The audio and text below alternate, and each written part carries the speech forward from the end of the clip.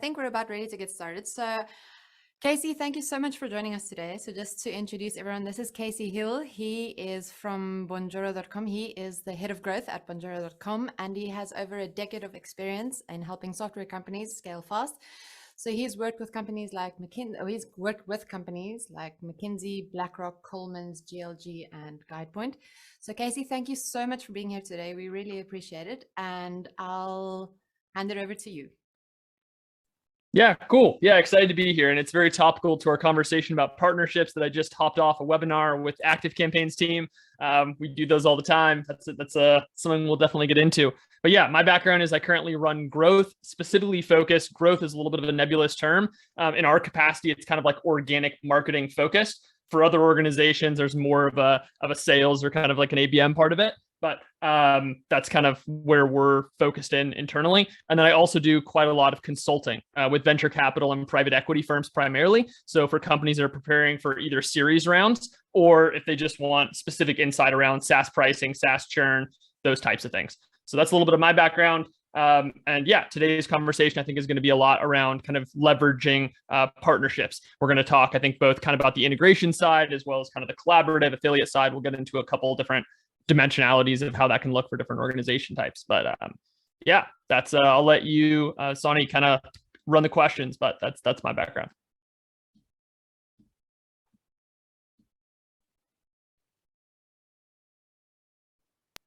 Sorry, my computer just freaked out a moment there. But yeah, I think we'll leave the questions for the end. And then, yeah, Casey, whenever you're ready, you can jump right into it.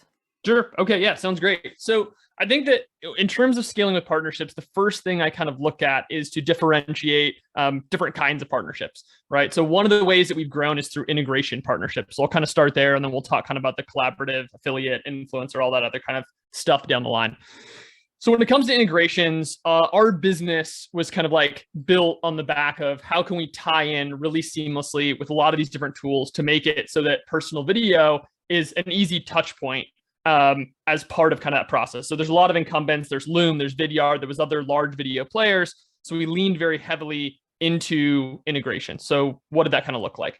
So the way that we kind of did this for the vast majority, for Shopify, for ActiveCampaign, for HubSpot, for a lot of the major ones that drove us the most traction, is we started by just using Open API to create a simple connection for our own users, right? So we built out as a starting point, I think we started with maybe like 10 or 12 that we saw there was good overlap between our ICPs, and we just created simple triggers, right? So we said when a deal stage is updated or when a certain tag is updated, we created this basic functionality for our users, and that was kind of our launch point. Once we started to get some basic traction with some of these communities, then what we would do is we would use a tool called Crossbeam. I don't know if anyone here is familiar with Crossbeam, but Crossbeam lets you kind of see mutual audiences. We'd reach out to the tool and say, hey, we have users who are currently using ActiveCampaign as an example, as one of our most successful of our integration partners.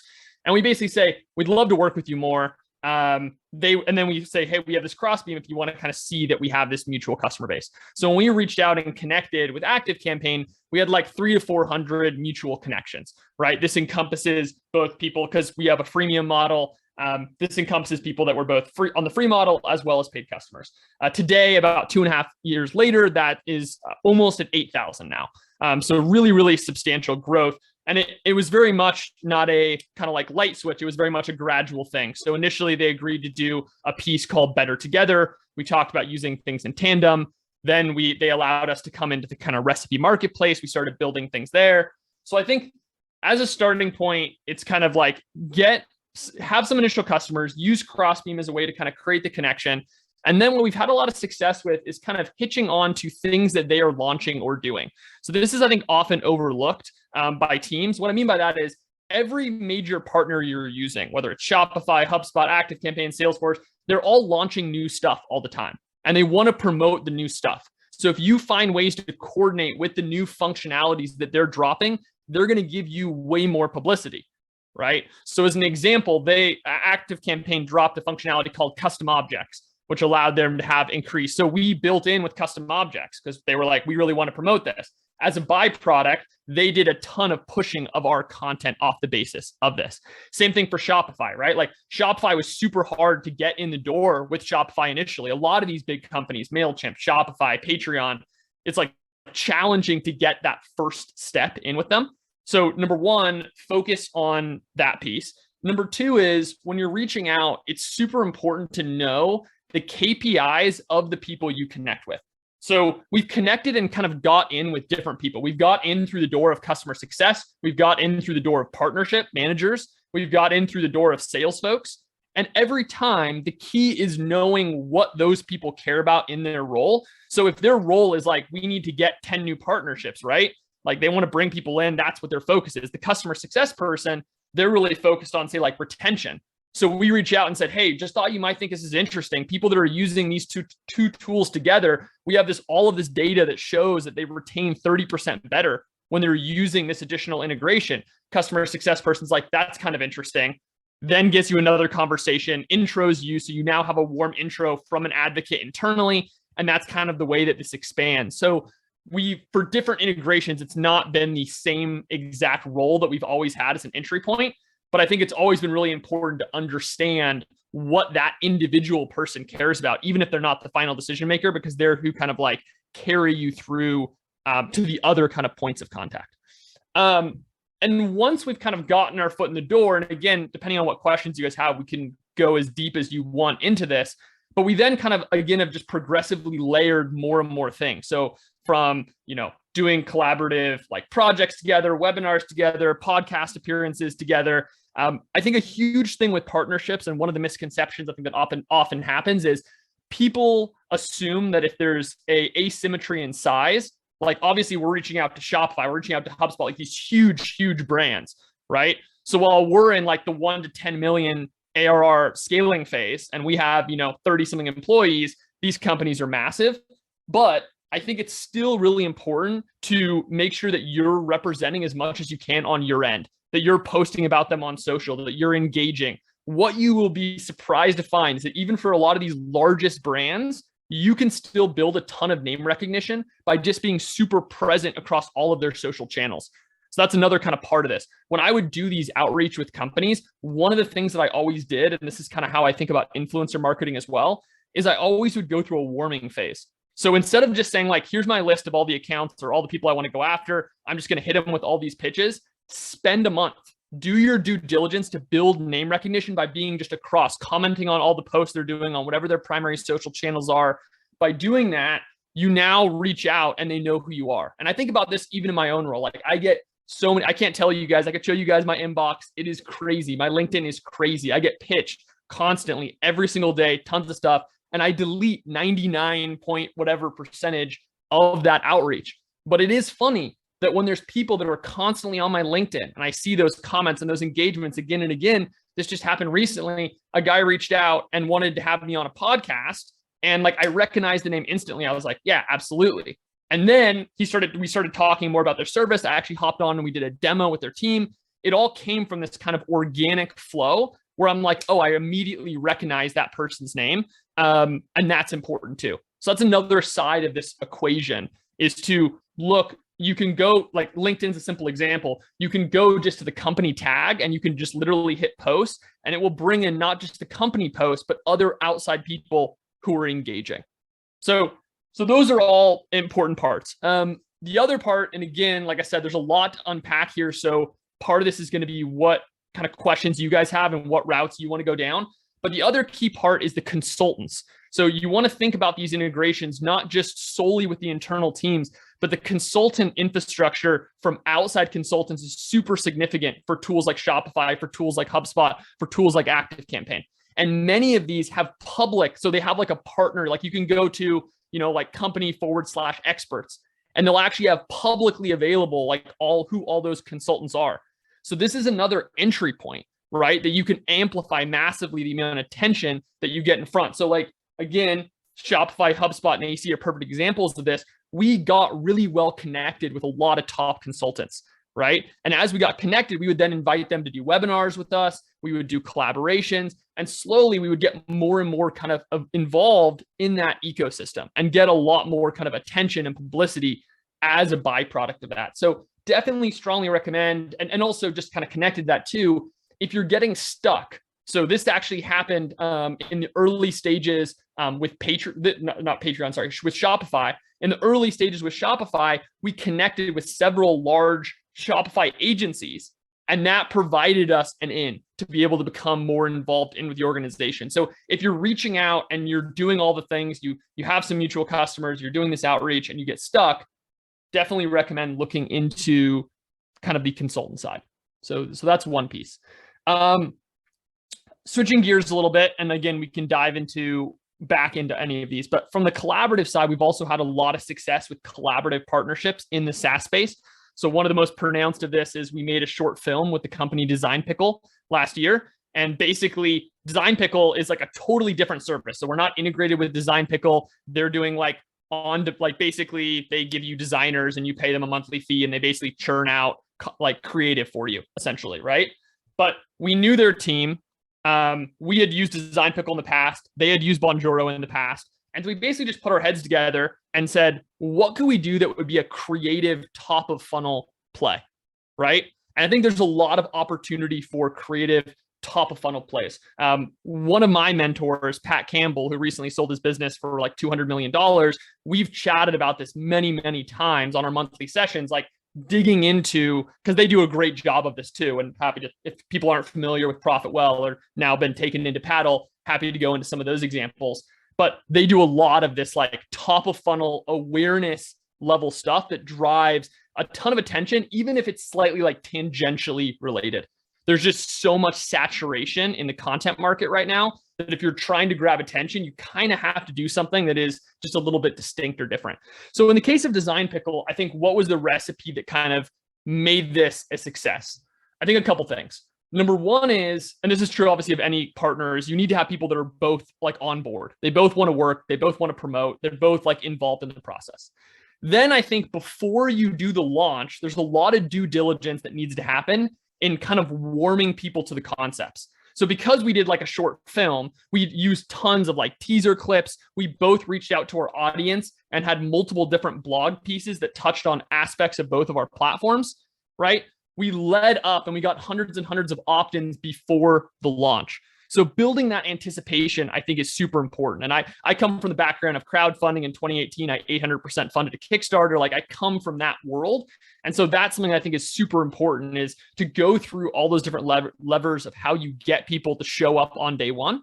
But then after you launch, equally, if not more important, is all the stuff that you plan for distribution after. So distribution is like a super important topic. And I teach at university at UCSD, and this is like a central crux in my conversation, is that marketers today tend to publish in a silo. They tend to just take content and they publish it out, and whatever happens, happens. They're not redistributing it through partners. They're not finding other teams to kind of amplify the content. So in this case, the way that we launched this is we launched it with a designed plan to hop on different podcasts, to do interviews with different PR outlets, and to talk and to amplify this launch after it went in. So we weren't reliant, not even just on our audience or their audience. We were actually tapping into dozens and dozens of other outlets that we went on kind of like a tour, if you will, talking about components of the actual partnership itself, but then, or the components of the actual tools themselves. But then B, once we had some initial traction, we also started talking about the partnership itself. So we actually would hop on podcasts and be like, hey, here's a picture of my inbox where you could see, it's just like 50 bookings that came from our mutual page that us and Design Pickle set up. And I basically like, here's how we did this thing, right? Here's our blueprint. Here's what we did pre-launch. Here's what we did post-launch. And so I think that's important. Just to go back, because I know I kind of been moving quickly through this, but when we launched it, a couple things we did. Immediately had a webinar on both sides, day of launch, for both of us. So we did an exchange. We had Colton from Design Pickle's team come on with our audience. I came on with their audience. We did an email blast out to everyone. We also then did a podcast. So we had a podcast episode where we used just, again, our own internal owned assets. We put that out. Then we had a week later, we did a workshop. So we did a workshop where people could come in and they could kind of talk through these tools more in depth and get like a deeper understanding of exactly how that functioned. And then we did kind of this tour of amplifying it across those channels. So that's the podcast and the PR outlets and these other kind of pieces. So I think that's important. And when it comes to awareness plays, you want to make sure, I think, that you have enough different points where you really have the opportunity for things to show up in different places. So again, this is a whole separate conversation I could do on podcast guesting and kind of like these top of funnel awareness plays, because that's kind of like one of my major things that our team has done, like 300 plus podcasts. It's our third highest source of attribution. We've generated over $1 million in ARR directly attributed to that, probably close to 50% higher, because that's only through directly tracked attribution. But the idea is, like, when you do these plays, make sure that you're hitting it across multiple spots so you have the best sense of its success. What Pat told me is, he said, when we started our drops concept, we made sure that we had 7 lined up. He said, if you're going to do less than 7, don't even do it. Because the whole idea, and this has been my experience, so it made a lot of sense to me, the whole idea is you need it to show up again and again and again in front of people if you're hitting things at that awareness point of the funnel. So that's a little bit on kind of a specific example on the collaborative side of kind of how we leveraged it. On the affiliate side / influencer side, I'm kind of like wondering how much, like, what areas of that to kind of focus in for you guys, because I think there's a lot of directions. I don't know, Sonny, I don't know if you have a specific agenda with how you want this structured. Honestly, for me, I would love to open up, and like what I feel like would be most valuable, and I'll let people weigh in, is for people to actually just talk about like their specific situations, their specific go-to-market teams, and like what they're trying to do, because that way I can kind of tailor. Because again, I could have a whole 60-minute section. I teach a whole lecture around influencer marketing and why that's screwed up and how I think you should do that correctly. And I could talk a whole lecture around affiliates and how we've, gone there, as well as integrations, as well as collaborative. So it might be interesting just to kind of open the floor a little bit. Or I can keep rambling on at high speed, whatever one you guys prefer. I do see there's some questions as well. Yeah, I'm happy for us to open it and ask. Nate said he's interested in both sides of the affiliate influencer marketing. So maybe if you want to go into that a little bit. Sure. Yeah. So I saw, how does reaching out to consultants differ from, Ryan's question here at the top. What do you offer? How do you? Just to jump in on that. So you kind of touched on that before. We maybe it makes sense to loop back towards that a little bit later on, because I know you did touch on that a little bit already. But now that Nate's super interested in affiliates and influencer marketing, and you said that you could talk on that for a while, maybe I'm happy to, if you want to jump into that first, we can talk around that a little bit more, and then if it makes sense at the end, we can kind of loop back to my question if you want. It's probably a little bit more tactical, so it might be better to cover influencers and affiliates first. Yeah, for sure. Okay, cool. So I'll talk about influencers a little bit, and then we'll get into like specific changes we made with our affiliate program and a lot of different affiliate programs that I work with when I'm doing my consulting work. So I think with influencers, really where it starts, it's kind of similar to actually something that I referenced earlier, which is this warming period. I think a lot of people look at influencer marketing as kind of this pay-to-play game.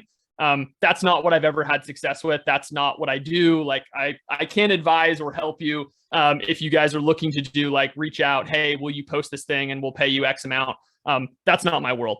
But we have had a ton of success from key influential people, whether that's Pat Flynn, whether that's Jason Lemkin, a whole bunch of different B2B folks in an organic context. I'll kind of walk you through what that looks like. So the first thing is absolutely like name recognition.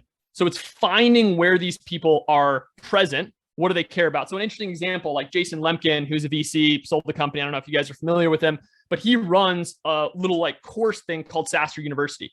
There's actually almost nobody in SaaS University is like very, very quiet in terms of like Jason Lemkin posts like almost every day and he'll get like 1 or 2 comments on his questions. So I saw that over a year ago, and it's actually still the same way, as this really big opportunity. I'm like getting connected with this person to be super valuable. I basically started to engage a bunch. We kicked off, hopped on a call, started having conversations.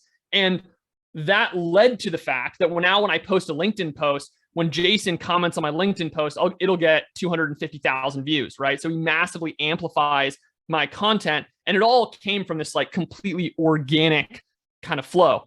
Pat Flynn is another person who had us on his podcast, which has 65 million plus downloads. Actually just went on his podcast again, published out another episode today, but had us on his podcast and then included us in his book. And in terms of direct attribution, I think we're somewhere at 650 to 700 paid customers directly that they heard about us from Pat Flynn.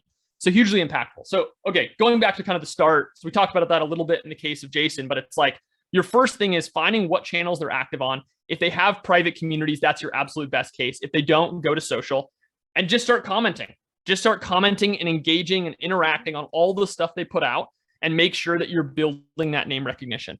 Then when you do end up ultimately reaching out, see if there is an opportunity for you to add some sort of unique value or insight. So this could be, I mean, there's a ton of different examples. When I launched my Kickstarter, we had a huge boost from a guy named Jamie Staymeyer, who's launched multiple $1 million plus Kickstarters. I had background doing PPC advertising in the tabletop space. This Kickstarter was for a tabletop game. And I basically reached out to him and I said, hey, I have experience around this stuff. Do you want me to walk people through how to run ads in this niche? He said, yeah, actually, that would be valuable. That kicked off the relationship to then invite him back onto our blog to contribute. And ultimately, he made videos about us and all this different stuff that made him a really powerful asset. So I think, so after you've done the warming period, the key is there something that you can do that is valuable to them? Other examples. So a lot of these people who are influential, like both the people I just named, Pat Flynn, Lemkin, these other people, they all have books, right? So one easy way is you go buy 50 copies of their book, right? Like they'll notice when you buy 50 copies of their book, you post it where you're giving it out to users for whatever key thing. It's things like that where you're giving to them first. Again, just like with these big integration partners, you have to keep that mindset of like, how can I contribute? Right? Even if it's an influencer, even if it's someone who has 50 times your kind of like size or exposure. Then on the tail end, I like to do what I call a light ask. So what is a light ask? So what I consider a heavy ask is come on to our podcast, come on to our specific thing and talk for an hour. These people are super busy. There's not a clear value kind of proposition back to them. And a lot of times I just think from my experience, you're going to get that ignored by high profile people. But what I've had a ton of success in multiple different applications is short written questions. Hey, I kind of play on the fact that I'm like earlier stage. I'm an earlier stage startup. We're trying to do this really exciting thing. It would mean the world if you would just give your input on boom, insert 2 questions. Couple things around this. Number one is it's a light ask. They can basically be at the airport. They can quickly flip that in, send you some responses. Sometimes you're going to have people that will give you like, maybe only a couple sentences. But in a way, what you're doing, more important than the actual thing they submitted, is the fact that they've now connected back to you. And you've started that relationship, which you're going to keep rolling into these other things. So I like the idea of a light ask where you're not asking for too much of their time after you've tried to lead with value. That has worked really well for us personally. So again, written interview series is one. There's probably several other options you can do around kind of similar things. Only once you've kind of gone through those steps would I even look at any kind of like affiliate or more formal partnership. For some people, it just doesn't make sense, right? Like I will give a 99.9% chance that I'm never like in an affiliate setup with Jason Lemkin. It's just not how that dynamic is going to work. But for Pat Flynn, I could absolutely see that happening. The nature of his work and his kind of space, he's in the creator. For anyone who's not familiar with these names, first person, Lemkin is in like the B2B SaaS world. Pat Flynn is in the creator space. Right. So he's like has a huge following on YouTube and other channels. So then if it makes sense at that point, then you can kind of start going into what does a partnership look like. And again, this is a very like a ton of depth to unpack, but I really like very organic placements. So what do I mean when I say organic placements? If I'm going to work with a podcast, I would much rather, infinitely rather, instead of having them at the front say this podcast is sponsored by Bonjoro, it would be 100 times more valuable if 3 minutes or 30 minutes into the podcast, one of the hosts talks about a use case and says, and then we were working on reducing demo no-shows, and we actually plugged in this tool called Bonjoro. And the other host's like, what the heck is Bonjoro? Well, you can send a quick personal video. It's triggered by an action and whatever.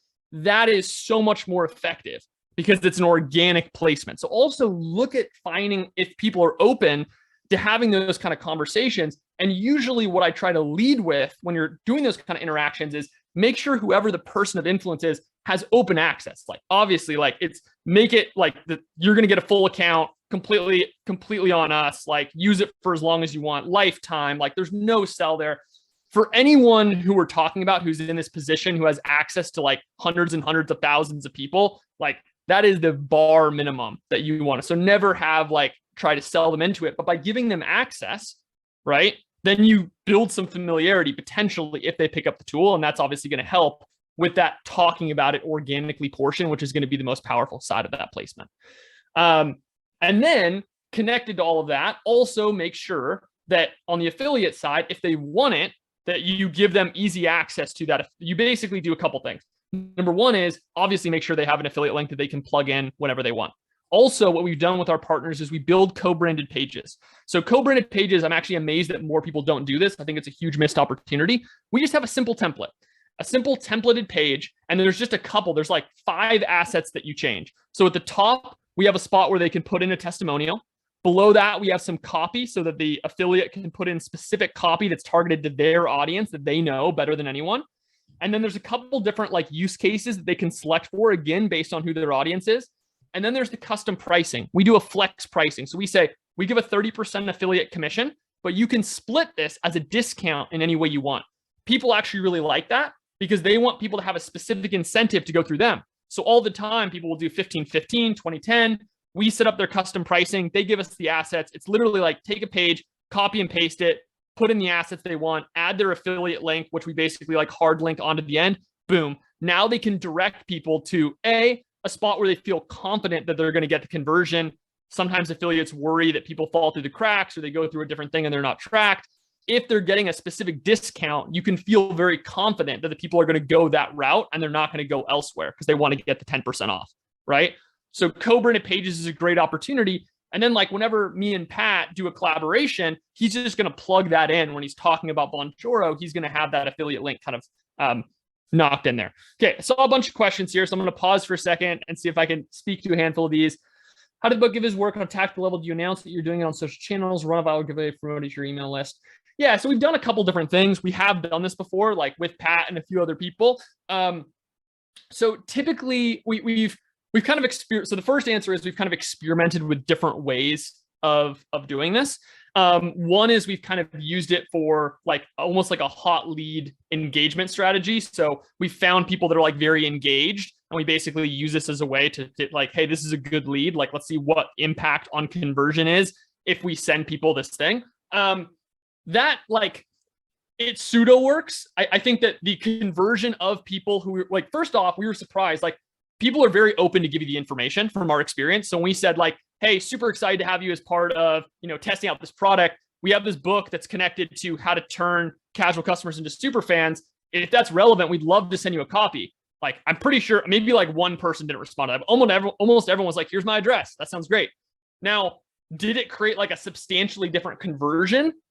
I don't know. I think like the people converted very well, but again, we were sending it to people who were good leads anyways. So maybe they were like prone to convert. But what I will say is that the advocacy component of it was freaking awesome. A ton of people posted and was like, took pictures of their book. And we had all these different pictures that flooded our social of people receiving a book and being like, oh, this is so cool. Like we got this special thing, right? So it may have been more almost on like a churn reduction / advocacy side where it had the biggest value versus a kind of a lead conversion or lead conversion side of it. We've also done like giveaways in various contexts where we've had kind of we've asked specific questions or we've done things that kind of led to giveaways.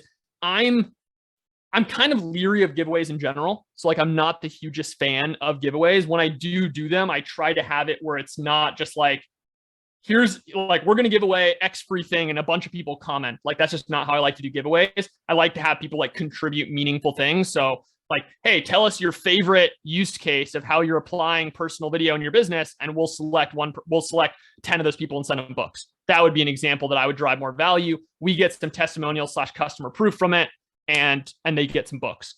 So that's kind of how I would say around that. And then occasionally where there's really good alignment. So in the case of the Superfans book by Pat Flynn, because he put like a chapter, and this was unsolicited, we didn't pay him. He wrote a book and he put like an entire chapter on our product. We obviously like wanted to push that as much as we could. So that's where I would start to like work with as many networks. I was like, this is like brilliant. And we talked about indirect positioning. It couldn't have gotten better. He's like, I was talking to the CEO, Nathan Barry of ConvertKit. Nathan Barry told me I need to get on using Bonjoro. And like, we're like, okay, that's like the best plug we could have hoped for. So if you have something that ever kind of comes out like that, where people are actually talking about you, then it's like, yeah, we just want to like tell everyone in the world to go get super fans. Cause we're like, this is like a brilliant, back plug for us. So that's how I'd say that. how do you track all of these different engagement points? Yeah, so that's a good question. And the truthful answer is when it comes to tracking, there's some things that we do really well, and there's other things I think have probably like a big delta of how we could optimize and do a lot better. So right now, I think a lot of the core tracking that happens in terms of like touch points with notable people just happens through the CRM. You set like task reminders, you basically use that as a way to kind of stay on the cadence, and then you update notes or apply tags where relevant, made contact, or whatever different like milestone stages you have with them. We also maintain lists inside of Notion. So we use Notion quite a bit. And inside of Notion, we have just like we have like our lists of like key accounts you might want to go after, like on a sales, like ABM side. We also have like influencer lists, and we also update those as well. So in terms of like the active reminders, we use kind of a combination of Notion plus the CRM. For me too, because I'm like very, very involved on social, I honestly am probably like, I'm the person that my team gets mad. It's like, you need to be updating your notes better and doing all these things, because I'm always flitting around and like just doing a ton of engagement and like stream of conscious posting. And, oh yeah, I've been in contact with this person for like 2 weeks, or, oh yeah, we just hopped on a call. I just was chatting with Pat yesterday on Twitter, like all these different things where they're like, why have you not noted that? And I'm just like, I don't know. So that's the honest answer about kind of that. But we try to have at least like some, like one of the most important things, honestly, is like when we get initial contact, right? Because you have this warming period. One of the first things is like, we made initial contact, and like, what was the nature of that contact like? Is the person seem somewhat interested? Is there like bandwidth for us to kind of expand that? That's kind of like one of our key things. What do you use to split the affiliate commissions? Yeah, so we just use Tapfiliate is our affiliate program. And inside of Tapfiliate basically lets you set up whatever kind of different percentage tiles you want. And then we basically like it's, so we're not like quote unquote splitting it inside the affiliate program. We're just assigning like what the percentages they get. And then we just have a separate in Stripe. We have a separate thing that we apply. Like, so if that person tells us 15-15, we basically set up their payment page with a code that is going to have that person a 15% discount inside of Stripe, and then Tapfiliate applies the discount. So it's like, so they tell us what the split is, and then we just do it in 2 parts. So that kind of speaks to that kind of question. I guess, again, and I know I keep saying this over and over again, I apologize. It's just a lot of topics that we're kind of packing into a short space. I guess besides co-branded pages, the other thing I would say is partner onboarding tends to be really bad, right? So a lot of teams that we sit down with, like one of the first things we talk about is like their partner onboarding, because they typically have like almost nothing. A couple things I think are really important. I worked a lot with HubSpot's team, and I think HubSpot is really, really sharp at how they do certain aspects of this. So one of the things that HubSpot's team was telling me is like, we really focus on telling people how to like sell and position the product. I think that's super valuable, and that's a huge missing opportunity. People tend to like really just focus on like, here's all the awesome stuff about our product, but they don't give people the actual like leverage points. Your affiliates might not all be like super knowledgeable about the competitive landscape, right? So they maybe don't know what the key value points are to position to help them sell. So try to make that as easy as possible for them. I think that's a starting point. Make sure that in your partner onboarding, you can check the box of like, here's specific positioning statements. And sometimes we have all sorts of assets. So we have like, a PDF that someone can easily share. We have slide decks that we've built that people can walk through. They don't need to use those verbatim. Sometimes that might just be education, but we have that present. So that's one part. The next thing is we do specific use cases from our top partners. So we have our partners, instead of saying like, hey, this is a great way you can reduce demo no-shows, we go grab a person from ActiveCampaign or grab a person from Shopify, have them hop on and be like, oh, if you're trying to get more repeat purchases, an awesome way is for you to send a Bonjoro at this key point for your person after they've made a purchase. And then that comes from like an authority from that known kind of logo, if you will. And that's just so much more compelling. We've had so much more success. So we actually have 5 use cases when someone kind of comes in, and we drip those use cases out. The final part of this is we try to make personal connection with every single one, because there's such a variability when it comes to partners, what their communities look like, what the kind of potential in terms of like, if they have, say 1,000-person community that's a really relevant audience, then I'm like, okay, I want to get on a webinar with that person. There's like all these boxes that my head starts to go to that we can kind of maximize. Other people might honestly be like, we're a really small agency, we work with a couple accounts per year, and like we see this might be an opportunity for one of our accounts. And it's like they literally just want to join the affiliate program in that small scale, which is totally cool. But But you kind of learn that by like when that person opts in, we have a task that pops up on our system. We send them that personal video, Bonjoro. Hey, I'm Casey. I run partners. Would love to know a little more about kind of what brought you guys in, what you're looking to get out of this thing. They respond back and we kind of kick off that relationship and conversation from there. Do you vet your affiliates or let anyone become one? Yeah, I call it, we lightly vet. So when people apply, we basically have a couple required fields when that person comes through. So the first thing we want to look at is like, is it a business? So like, is it a business domain? If someone applies in with a freemium domain, that's kind of like one of the first potential flags. If they do apply with the business domain, the first thing we do is we actually check that domain. So like one thing we don't like working with, if you don't like working with like just like blanket, like outside review coupon, those types of websites, because those people basically like come in and they just want to like feed that discount thing. And it's just like, we find it kind of spammy and it's not our space. So if someone comes in and we see it's like the domain is A, something that like we don't see how there's any relation whatsoever, or B, it's like something like a coupon or discount bulk code where we're like, this is just going to leak a discount code onto the market from these people. Like that's not the kind of partners that we're personally looking for. Now, again, if it's like a high quality, like reviewing video tools in our industry, awesome. That's great. But that's kind of like, so we do that kind of check on the domain. We ask some basic questions around just like, what are they looking like? Basically what we just talked about, like, hey, you joined our affiliate program. What are you looking to get out of this? If they don't answer any questions and they have a freemium address, we will not approve them until we wait for that person to address. We'll ask, like, I'll reach out to that person and say, hey, you didn't fill out this thing. Let us know these things if you want to join the program. But usually I would say that like 80 to 90% of people are accepted into the program. More questions popping up here.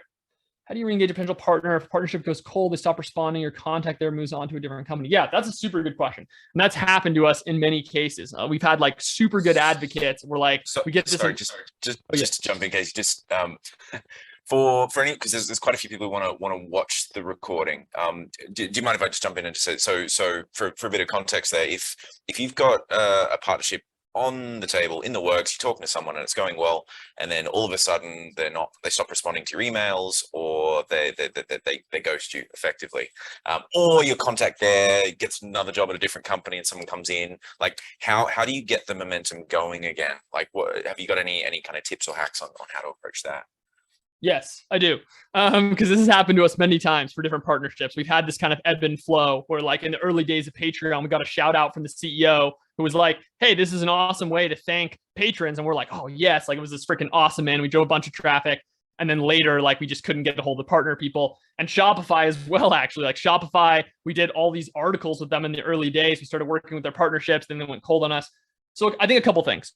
Number one is having some good like creative angle to get back in is often something that we've tried to leverage. So instead of just reaching out and being like, hey, we would love to like work with you guys again, which feels like it's kind of flat, I would propose something specific, right? So I would have a specific proposal and I would try to couch it in some sort of momentum metric from your end. So I might say something like, hey, it's awesome to see that we added 118 new accounts from Shopify directly connected, screenshot from inside of our dashboard that shows the new ads like by integration. It's awesome to see that interest around Shopify. We've been using it in blah, blah, blah context. I had this idea for what I think could be really valuable for both of our sides, and then kind of let them know that we're willing to do the heavy lifting, right? So if they're like the bigger partner, if they're the big fish in the market, it's like, we'll do the heavy lifting. We have this creative idea. Here's why you should care about it, because we're going to deliver some specific authority. Those are what I found are good to kind of rekindle things. The other side of this, I'll say, is sometimes you need to find the right person, right? Like, and this goes into understanding the KPIs of the person that you're reaching out to. If you reach out to like the customer success person and you have this partnership angle, that person just doesn't care about that. That's not their role. Like and so it's figuring out how to find that right person. Sometimes these partnership people, I feel like they're inundated with, especially the big scale ones, are inundated with so much stuff. Like you need something that's like creative to fall on their radar. So the other side of this is similar to like when you're pitching a podcast. If you can have some sort of personal hook about something that involves them, it really helps. When we built a connection in, we started working with ClickFunnels. That was actually how I got in with their partner manager. I reached out and said, hey, I saw the podcast that you just did with so-and-so. I love when you guys were talking about insert specific concept. What we found is blank, blank, blank. You guys are great. We'd love to find ways to coordinate together more. He responded back. He's like, hey, actually, I'm familiar with Bonjoro. You guys are great. blah, blah, blah. And then from there, he connected me with an CS team. They bought 20 seats, connected us in with the sales team. It was like, became a really big account for us. It all started from the fact that it had that personal hook. So that's another component. It's like, sometimes you have to just do your homework. And I think just as a general note to all this kind of stuff, if you're trying to get new partners, if you're trying to get influencers, like that's kind of the common theme, right? At least from my experience, like you need to do your homework. These people get a ton of pitches. It's heavily like competitive. So if you know the kind of things they've been on, if you follow on their social presences, like that's the type of thing that I think helps you get that in. Sorry, and then Roger, you had a question. I wanted to see if you want to ask instead of typing it. Yeah, sorry about that. Actually, I was just typing another one, so just forgive me. What was my first one? Yeah, I mean, obviously you described quite a lot of work and investing in time and nurturing those relationships, identifying those people. I suppose once you've got to the stage where you've got someone receptive, either an individual or the organization, they're prepared to sort of engage and do things with you. Have you got already a built out program of continuing activity? I mean, you're obviously a very busy person yourself. So as that network grows, it comes to a point where there could be an unmanageable amount of social activity. I'm just wondering if, you're sort of doing the sort of, you're teeing them up and then passing off to another team who takes it from a future point in time. Yeah, I mean, so the answer to that is like when I started on the team at Bonjoro, I was employee number 9. Okay. Now we have a little bit over 30 employees. So I brought on people to help on partners. I brought on people to help on outreach. Like as I build these processes, we've kind of grown that team. It's still like, there's still a lot of stuff that I personally do. Part of this is everyone, I feel like you kind of need to know like what stuff you like doing, I guess, in a way. Yeah. Like I write a ton on social and people are like, oh, you're posting like this like in-depth stuff every day on LinkedIn. And for me, I'm like, I like writing. I like being on podcasts. I like talking in that kind of avenue. So those kind of channels are just things that I kind of like do fluidly. And in terms of like social kind of engagement or warming, I tend to try to look at it from the philosophy of like blocking off a very specific amount of time. And it is like, look, I think with a lot of this stuff, it is very fair to say that it's like kind of you invest a lot of time in the front end and you miss on a lot of them. But hopefully the ones that you hit kind of make up from that is the honest answer, right? Yeah, like that makes sense. Yeah, like because especially with these bigger teams, like I might spend, like HubSpot is a great example. HubSpot took us a really, really long time to get in with. I think this is because HubSpot has a native integration with a tool called Vidyard. Vidyard is another video email tool. But some gears at either a personnel changed or their focus, they were looking to get more market share, whatever. Suddenly, after a year and a half of them, not paying attention to us, HubSpot was like, yeah, we'd love to collaborate. Here's the kind of triggers we'd want you to build. Make it based on deal stage update. They started doing all this different stuff. Yeah, we'll do a little post here, like all these different pieces. Something changed. So that's also the thing too, is that you kind of work and hopefully over time you get that in. But the other thing I'll say about this is where the consultants are super important.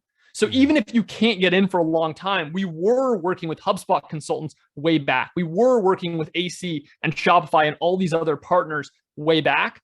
So I think what you'll find, at least from our experience, is we almost always were able to find partners where we could kind of come in and be like, hey, this is just another kind of like thing in your tool belt. Like we're happy to try to make this an amazing experience and like use whatever resources we can to make this really seamless, give you guys access to this positioning as an agency of like this VIP handoff.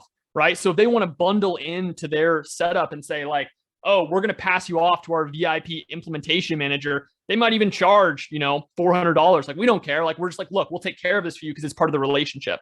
And then they feel good to have this asset in their tool belt. Hey, we can set up this flow for you automatically, or we can do whatever, key use case they're solving for them.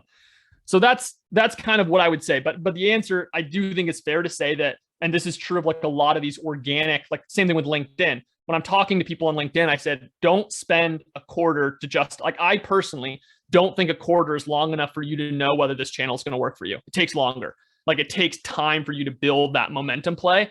And I have found that like, it literally was for me in terms of LinkedIn, every year I choose a different platform, right? So at the start of 2021, I'm late. Everyone's like, we've been on LinkedIn for, 10 years before you were. I was a very late entrant to LinkedIn. But I have millions and millions of views from LinkedIn now. And it absolutely was like this building process, just like with podcasting, guesting, where like we had like little drips. And then there kind of was this like spot where we really started to get inflection when I started getting some key people that were commenting on my posts and all these different factors kind of started to coalesce that really amplified that and changed, like, suddenly my stuff is doing 20x the volume.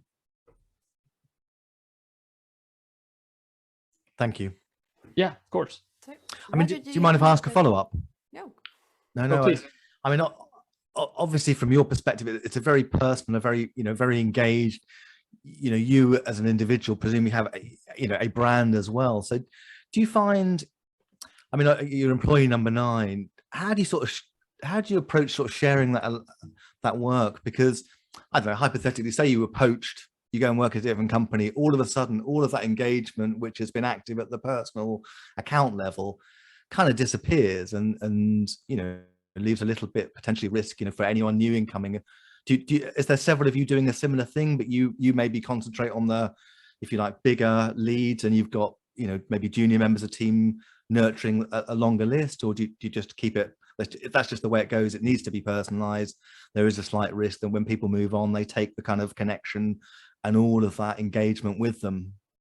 Yeah, I mean, I think that what's happened naturally obviously, I think that especially for like when there's key points of contact, you tend to build a very direct relationship. And obviously, yeah, there is some risk and vulnerability around that.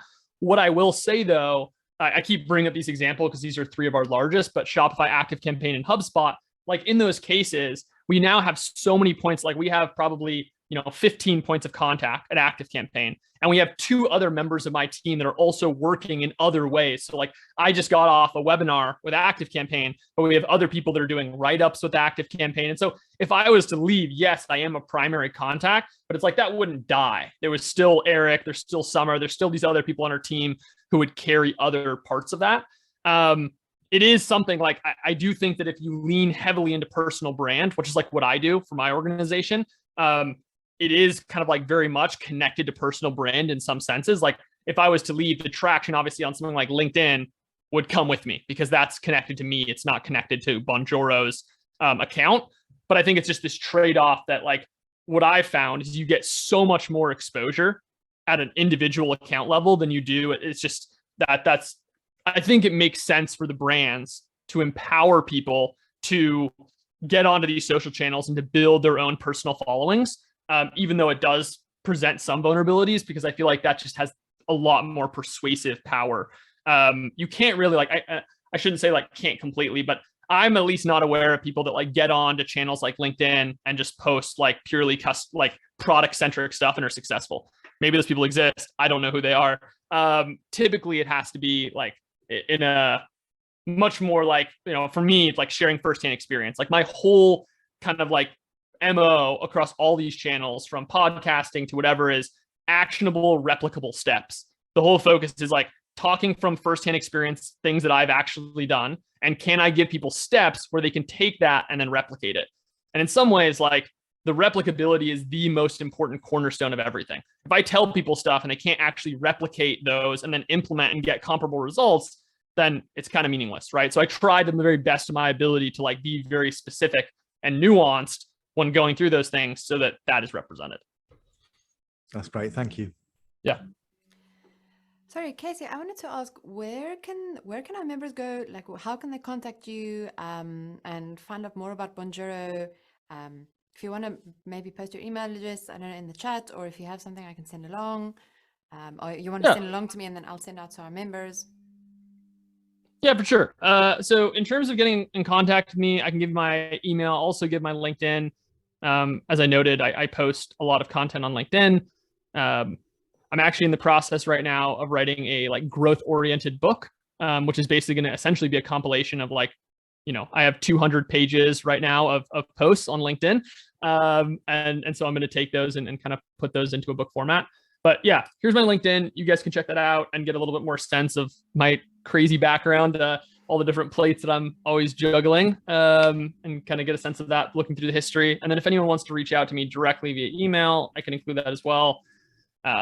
Happy to send it to people. Like basically, Bonjoro specifically, just so you guys have a sense, like, so it's basically one side of it is a personal video tool that connects in with your tool. So the differentiation between Loom or other tools is this is not an outbound tool. So I'm always like super transparent. I'm like, oh, you're trying to do outbound prospecting? Vidyard is awesome, right? Are you trying to do screen shares where your team is explaining a specific concept? Use Loom. They're simple, library is great.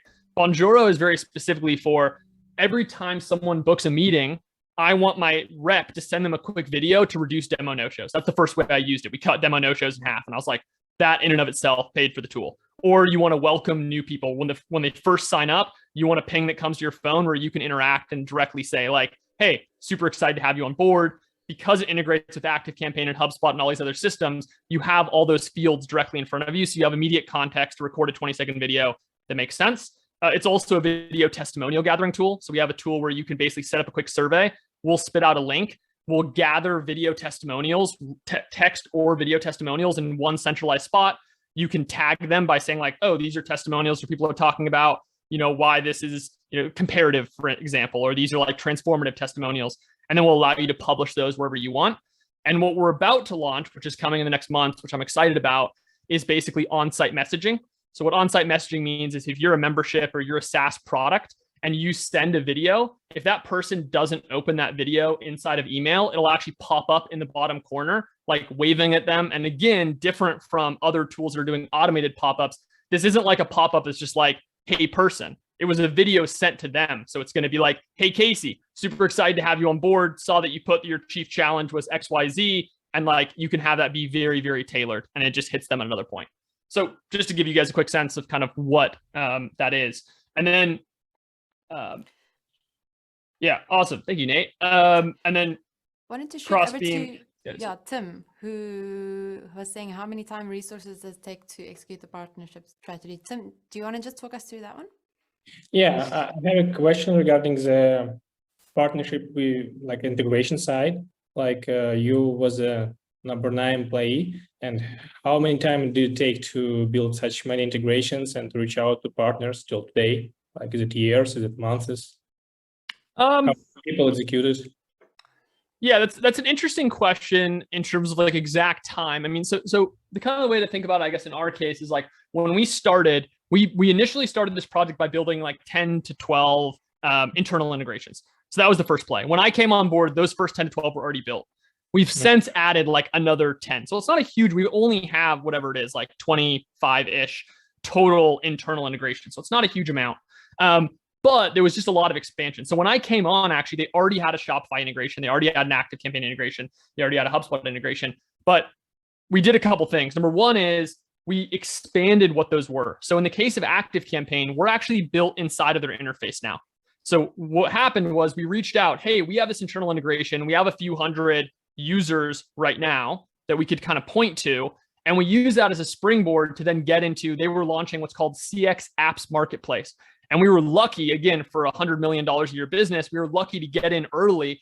We were sitting there next to Twilio, next to Salesforce. We're this tiny little fish. And we were next to all of these really, really prominent logos. I think we were like number 6.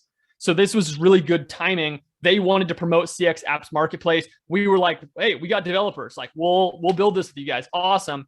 And so that worked really well for us. When we were actually part of their internal system, that massively increased the exposure, because now people were able to just naturally find us. Similarly, in Shopify's case, we're actually about to release the Shopify app, where we're actually going to be in Shopify's app store.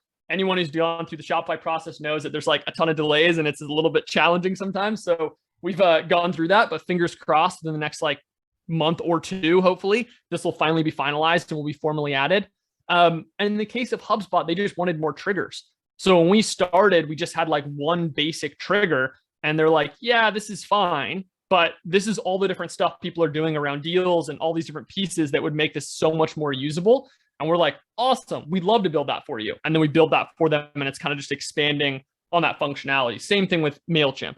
MailChimp was like, oh, cool, like glad that you guys have when you're added to list, but there's all this other depth that would make this 10 times better for our users. This is what we'd love for you to do.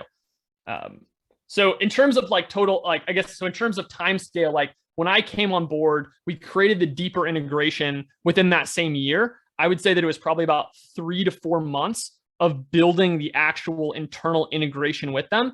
But the overall, like, there's promotion happening all the time, right? So like, like I just said, I just got off an ActiveCampaign webinar where we're exposed to their audience. And so like, we're constantly doing different initiatives with them. And so that's stuff that just like drips over time. Also, I am an extreme workaholic, so spends a lot of time, especially in the early days. When I came on board, I was managing a sales team. I wanted to get into more of a growth role. And I basically came to their team because we were using their tool and I'd met them at an event. I said, let me earn my salary. Because they said, like, we can't afford you. I said, that's fine. Don't worry about it. Let me earn my salary. So I basically opened up podcasting for them, booked the team on like 30 podcasts within the first, I don't know, like month and a half. They were like, oh, dang, that's cool. They brought me on full time and then basically started running growth and opening up. We went from kind of podcasting to then partnerships as like a major next channel for us to kind of open up. So yeah. Casey, I don't know if do you have time for one last question from Roger, or are you Yeah, in a bit of a rush? sure. No, So, I'm good. My It was voice just is about getting the a little marketing materials. I know. Well, thank you, Sonny. I just about marketing materials. Quite often, you start CRM databases. People are starting nurturing leads. Suddenly, that can trigger different marketing as you try and amplify and get people familiar with you. Do you find that's been effective, or do you just all keep it very personal, very one-to-one communication? Yeah, so I guess, are you asking, like, when you ask, just to make sure I understand your question, are you asking like where to use specific like marketing promotional assets, or can you reframe that for me so I understand what? Yeah, I suppose it's things like, quite often there may be a difference between a customer, someone that you might want to contract with and engage with, and someone where you're working in the same space, have similar customers, could make warm introductions where, different products could be suitable. But people just don't know who you are. So there's a lack of credibility. They don't know really where you fit into the space. And so, often there's marketing teams that are producing assets that they would circulate to prospective customers. I just wondered if you created any for, prospective partnerships, which are more about informing them about who the company is, what we do. And I wondered, do you find that to be effective at all? Or do you just tend to prefer to keep it very personal communication and then develop something that way?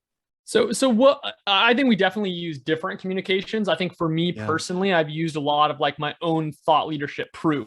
So because I've been on, 175 podcasts now, like when I get on these podcasts, I then take topics from those and I can then repurpose those as part as comms. Or if I do, a really successful article that gets 500,000 views, I can then be like, oh, and I talk about this concept here, person can see it. They can see all that attachment.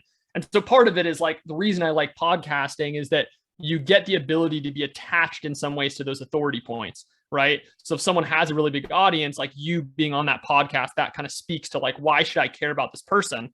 That authority component is answered there. Same thing with PR. So when I first started, we did a lot of PR. Now that's a whole separate, like, what is the value? How actually does it really matter if you get featured on Forbes? Is a whole kind of interesting conversation. But it did have the advantage that because we were on Fast Company, because we were on Forbes, Entrepreneur Inc., all these different things, it provided some of that proof statements that I could come back and say like, oh, we're talking about the revolution of how 5G is going to change how we communicate. That's what Forbes wanted to write about. We're like, great, because it ties back to video in our product. And then I can use articles like that to open up conversations, because again, podcasts are going to want to talk about what's changing in the industry. What do you see that's contrarian? What novel takes do you have? No one wants to talk about your product. And so that kind of feeds into that loop, I think, of what's meaningful. Thank you. Awesome.